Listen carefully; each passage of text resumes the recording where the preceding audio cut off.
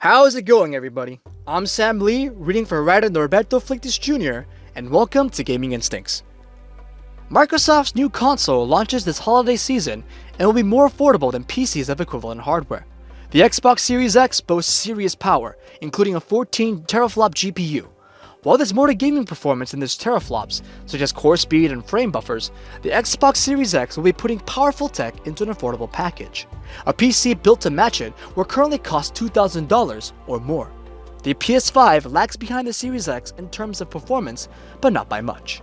It's doubtful either the Xbox Series X or PS5 will ever outperform high-end PCs, which continuously upgrade to newer hardware.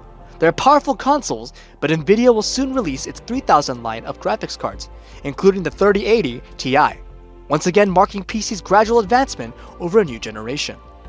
Not keeping up with ever-upgrading PCs isn't necessarily a weakness, however, and both new consoles present affordable alternatives for high-end gaming to many who would otherwise be without. High-end PCs require expensive parts and knowledge of how to put them together, or if not, the funds to hire someone else. Picking a motherboard with compatible GPU and CPU can be overwhelming with so many options in the market. Nail-biting moments such as lining the processor pins up for insertion into the motherboard and then applying thermal paste before attaching the heatsink onto it may be satisfying for enthusiasts, but troublesome for those seeking to pick up and play the latest games without fuss. The Series X features a custom Zen 2 CPU. Zen 2 is AMD's 7nm process microarchitecture, used for desktop chips such as the Zen 2 Ryzen 73800X, a $330 CPU with the same amount of cores/threads and similar clock speeds to that of the Series X's custom chip. The custom CPU's 8-core, 16-thread configuration runs at 3.8 or 3.66 GHz, depending on whether the developers use only the 8 physical cores or enable hyperthreading respectively. The console's GPU uses AMD's RDNA 2 architecture, also known as Navi 2X or Big Navi. AMD has yet to release its RDNA 2 line of cards for desktop. In comparison to current high-end cards, the Series X's GPU is on par with Nvidia's RTX 2080 Super, while falling slightly short of the RTX 2080 Ti's 14.2 teraflops. When Nvidia's 3000 series hits shelves, however, affordable cards in the $400 to $500 range will match or surpass the Xbox Series X's custom GPU. Teraflops are a measurement of raw computing performance distilled into a single oversimplified number, good for on-paper estimates, but not always for one-on-one comparisons. Teraflops do not take into account things like memory bandwidth, VRAM capacity, and raw clock speeds. 1 teraflop can calculate 1 trillion floating point operations every second. The Xbox Series X's 12 teraflops means its graphic processor can handle 12 trillion floating point calculations every second. The Series X has only 2 teraflops less than Nvidia's RTX 2080 Ti, currently the best gaming card on the market. It would take 41.3 original Xbox consoles to amass the amount of teraflops in Xbox 360, and 5.45 Xbox 360s would equate to 1 Xbox One.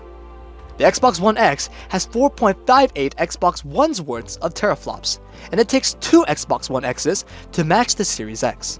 While the margin of increasing computing speed diminishes each generation, its exponential growth has been impressive. Depending on how future technology unfolds, the Series X might not trail behind PCs as much as the Xbox One did.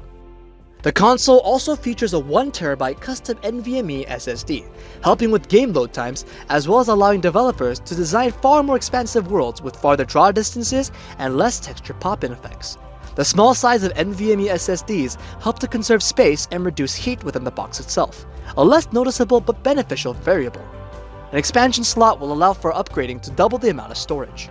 There's no doubt PC will surpass the Xbox Series X come the next generation of desktop GPUs and CPUs. However, the price for high-end PCs will remain in the $2,000s to $4,000s, while the Series X will likely cost around $600.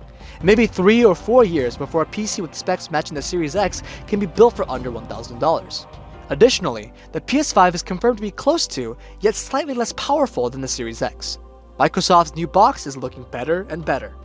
If anything can be expected, it's that halfway into the coming generation, Microsoft will announce a beefed-up version of the Series X, as they did with the Xbox 360 Elite and Xbox One X. Similar to buying a new graphics card, players will have to shell out another $600 for an upgrade. As technology advances, the lines between console and PC are increasingly blurred. Money is dished out, parts are improved. PC players just have more autonomy over when and how to upgrade their machines. Xbox has even recently began to support keyboard and mouse for certain games, originally a major drawing point to PC gaming. Elite-level competitive play for precision games like FPSs require a mouse and keyboard. Just look at Activision's Modern Warfare. Console players require an option to filter out mouse and keyboard players from matchmaking. The higher accuracy makes a difference. The end result is positive for everyone's gaming experience. With developer access to hardware like 8-core processors with hyper-threading, an NVMe SSD, and massive computing power increases, next-gen games will maximize on technology previously accessible to PC but underutilized due to its absence from consoles. The Xbox Series X will raise the bar not only for console gaming, but gaming as a whole, as developers find creative ways to implement the new tech in future video games. Expect innovation this coming generation. This has been Gaming Instincts. If you like what you saw, be sure to check out our website and subscribe to not miss out on upcoming content on all things gaming. Also guys, we are now live on Trovo, a new awesome streaming platform where you can check us out every day, streaming for 1 PM EST. We stream for about 8 to 12 hours, and you can find us at trovo.live/gaminginstincts. Or check the description below for a link. Thanks for watching. Until next time.